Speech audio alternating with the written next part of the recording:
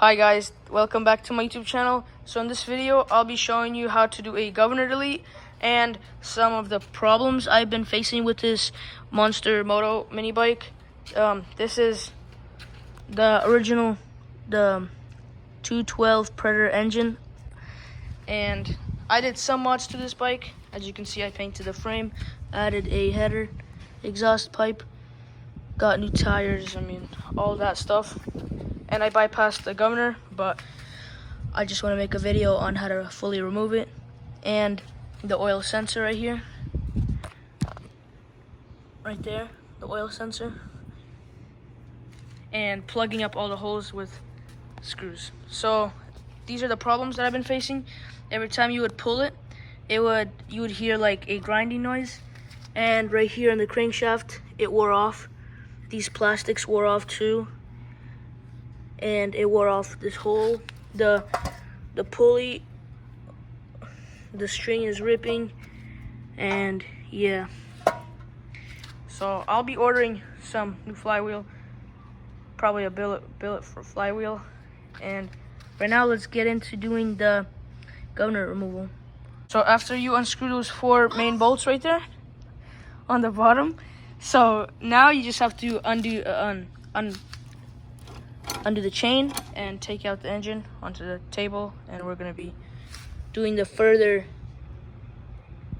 governor delete. So now the Predator engine is on the table, and we took off the clutch, the chain, and the flywheel are off, and we also took the filter from the carb. So right now we have to get all these 6 bolts out right here, take off the cap. And when you unscrew them, it's better to use a power drill, but when you screw them on, it's better by hand. And right there's going to be also a hole we're going to be plugging up, and also on this side right here. So basically 3 holes we're going to be plugging up, and let's get started. First thing I wanted to tell you guys is that the throttle system kind of got messed up when I was doing the governor bypass, because I watched this one YouTuber and you had to take off this arm, and I don't know where I put it and pretty much lost it. But good thing I had a spare one right here, and it works good. The spring is good, and I'll be putting it instead of this one. And I'm probably not going to do a carb swap on this one because the carb is good. And yeah, I'll just throw this on and that'll work better. Out with the old, in with the new. Well, this is the part that we had. It works good, and now we just have to remove that arm. And the old one, we don't need that. I just took off the cap, and now we need to drain the oil into there because I didn't do it before we started this. And after we drain it, I'll show you what's next. So after you get the cap off, before you do anything, make sure you line up these dots right here and take a picture. So just in case if this falls out, it's not gonna mess up your top right here. Then you'd have to take that out, and those 2 valves you'd have to like readjust. But make sure you take a picture just in case. And right now I'm gonna drain the oil. So to get that oil system out, you have to take out this, and make sure these 2 on the bottom right here, they do not get out. So kind of like hold them in, or yeah. And right now you have to focus on these 2. Just get it out and unscrew this bolt right here. Just get this fully out. So now once you have the oil system removed, now you see that hole right there and this. So practically you don't really need this, so you can just toss it along with this. And that's the first hole we would have to plug up. So now we're going up to the actual, that's just the oil system. So because once we're already here, just take it out. And now we're going to take out the actual governor arm. So we need to take off the gas tank. So after you take the gas tank out, this is the governor arm. You just unscrew that bolt right there.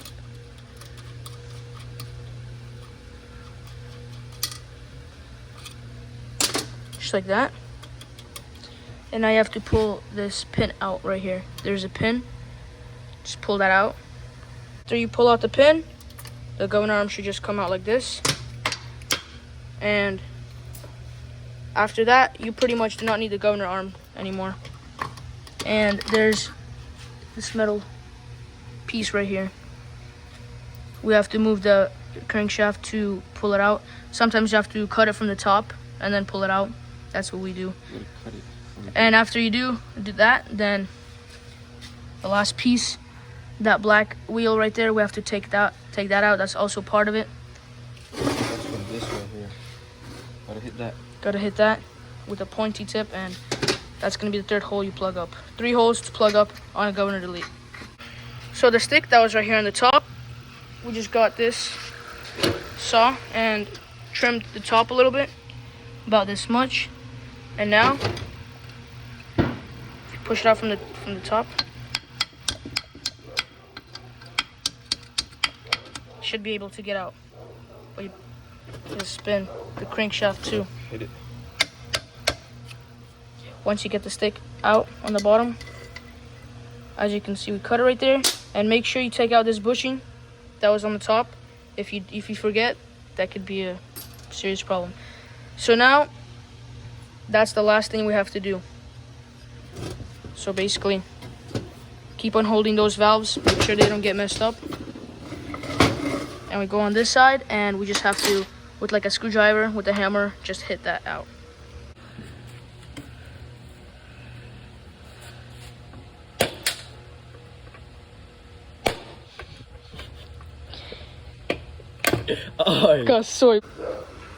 So now we took out this governor wheel right there, and basically that's everything you have to take out. Now there's 3 holes, one right up there, one over there, and right on the top. So the one for the top, you can just get a normal screw and just put thread locker on it. Same thing with this one too. Same thing with that one. But with this one, you would need a copper bushing and thread locker. So basically get permanent red thread locker on all of them. And yeah, so I just found a bolt right here. And we're gonna put it right here on the top. So we bought this thread locker, red. It's basically permanent, so you can not take out the bolt ever again. We got this from Home Depot. So you just put some thread locker.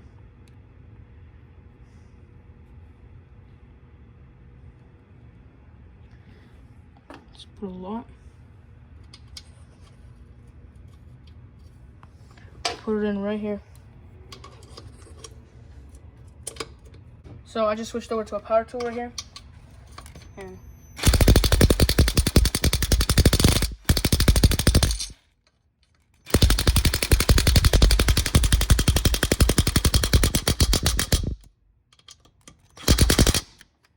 so just to give it even more strength, I'll just do it hand tighten. Now, that should be good. Thread locker.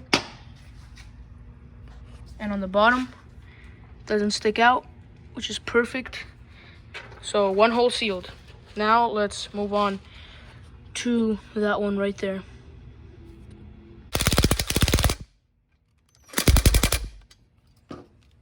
Just tighten this one. Now we're gonna switch over to the hand tightened. Now that hole is good. 2 holes, same bolts with some thread locker. Now they're good. Now for the hardest hole, you just need a big thick bolt with a copper bushing and a nut at the end. So we just found a bolt and we got this bushing, the one that tightens. And now we just need to put some thread locker. There you go. And now you get this nut right here. And you just screw it all the way in.